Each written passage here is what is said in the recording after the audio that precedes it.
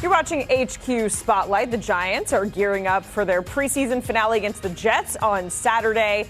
And Daniel Jones, as you can see here, was pretty rusty in the previous preseason game. It was his first outing since tearing his ACL. He threw 2 interceptions, including a pick 6 against the Texans, and a big fat goose egg when it comes to touchdowns. Now, we all saw the draft room during Hard Knocks, the organization debating if they should take a rookie quarterback, depending on who fell where. Now, Boomer and Gio asked Daniel Jones about the situation on CBS Sports Network earlier this morning. Let's take a listen. Did you watch the off-season Hard Knocks? Did you watch that? I did, yeah. I watched it. Okay, so how did you feel about those guys, meaning Joe Schoen and Brian Daboll, openly talking about possibly trading up for one of these young quarterbacks? Yeah, I've talked about this. This has obviously been something I've been asked about a lot to this point, and you don't feel great about it. It's not something you want to watch or excited to see for sure. So, but it's part of the business in the NFL, and I understand that. And my job is to focus on what I'm doing and to lock in and get ready to go play the best football I can. So, no, I wasn't happy about it, but it's part of it, and I understand that. Now, it was ultimately the Commanders who took one of those young quarterbacks in the draft in this guy, Jayden Daniels. The Commanders officially tapping Daniels as their QB1, which of course comes at no surprise since he was taken, as mentioned, number 2 overall in the 2024 draft. Now, in those 2 preseason games that we've seen him in action, he's looked pretty good, completing 80% of those passes going against the Jets and the Dolphins. And when it comes to organizations that have had the most different week 1 quarterbacks, it comes to the Commanders right at the top at number 8. They are hoping that Jayden Daniels is going to be the answer long term. They open up their regular season on September 8th against the Bucs in Tampa Bay. Let's welcome in our 2-time Super Bowl champ, Bryant McFadden. We're going to talk about your stars from camp, NFC East edition, and we're starting with, of course, the starter for the Commanders, Jayden Daniels. He looked really, really promising. We saw flashes of his potential in his preseason outing, so it's no surprise, B-Mac, that he is your star from Commanders camp. Oh, no question. The most coveted player they just drafted when you look at the organization with the Commanders. And so far, he's been living up to the billing. I mean, when you look at Jayden Daniels, just his command of the offense has been, surprising to see. When you look at young quarterbacks, oftentimes might struggle when it comes to that element. He has grasped that new role nicely. Looking at his ability to be precise with the football, you talked about his completion percentage around the 80 mark.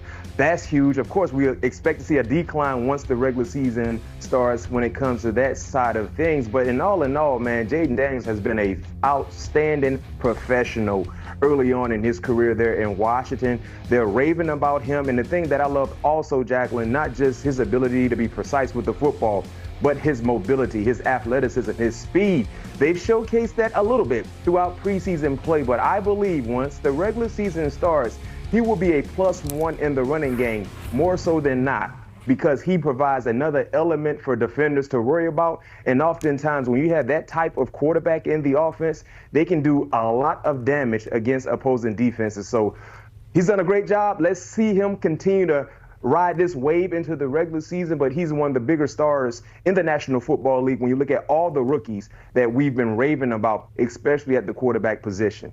Yeah, and the Commanders, that fan base, they're certainly hoping that this is the quarterback of the future. We showed that graphic, 8 different starting quarterbacks for week 1 for Washington. LSU, they're certainly grading well when it comes to your opinion, BMAC. They're topping a lot of these lists, and that brings us to the star of Giants camp, that is Malik Nabers. What about what you've seen from him so far has impressed you the most? Oh, my goodness, spectacular, right? We know about the speed, we know about the separation.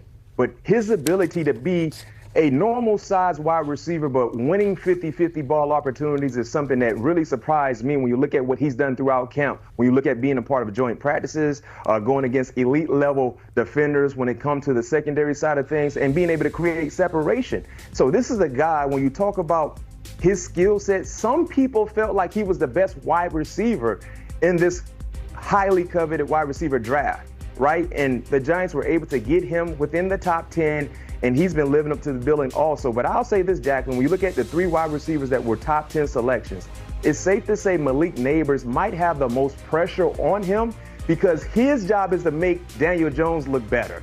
When you look at some of the other wide receivers, Marvin Harrison Jr., Rome Aduze, those guys, they don't have that type of pressure on them like Malik Nabers has on him with the New York Giants. So Malik is coming into a situation where he got to show up, because if he doesn't provide the numbers that he needs to provide, it's safe to say the quarterback efficiency could be an issue there in New York. And we know all about the concerns regarding Daniel Jones. But so far in camp, when he's been healthy, he's been a big-time playmaker for the Giants. We just saw the odds there to win Offensive Rookie of the Year. Malik Nabers, 15-1. Jayden Daniels at 6-1, just behind Caleb Williams, who is the favorite there. Let's talk about Cowboys camp, because there's been a lot of headlines coming out of Cowboys camp, whether it's CD not being there or no long-term deal for Dak. But in the midst of all of those headlines, who's your star from Cowboys camp, B-Mac?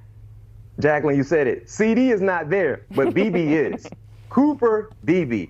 One thing you would never question when it comes to Jerry Jones is his ability to draft offensive linemen. It seems like so far throughout training camp, throughout preseason, Cooper Beebe is the next great offensive lineman for the Dallas Cowboys. I mean, the center position is very, very important. And if you look at some of the past players that have held that position for the Dallas Cowboys, I mean, big shoes to fill. And so far, Cooper has done a phenomenal job sparking the interest of the Dallas Cowboys with his ability to be physical, his ability to dissect different pressures, different D-line fronts, and most importantly, his ability to communicate. I mean, he looks like a natural for the Dallas Cowboys, and it's just a matter of time before he's commanding that position for them moving forward. And like I said, he's been a big-time star so far coming from Dallas Cowboys training camp.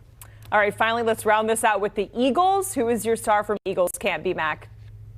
Once again, Jacqueline, we got to give the big guys some love, right? Mekhi Becton, former first-rounder by the New York Jets. Yes, he plays for the Philadelphia Eagles, and he's also playing a new position. He's at the right guard. And so far, Mekhi, number one, Jacqueline, he's been healthy. But outside of that, he's really grasped this new position by storm, and he's probably going to start for the Philadelphia Eagles. That's a big-time plus, because you never question the talent for Mekhi. You never question the ability. You always question the durability.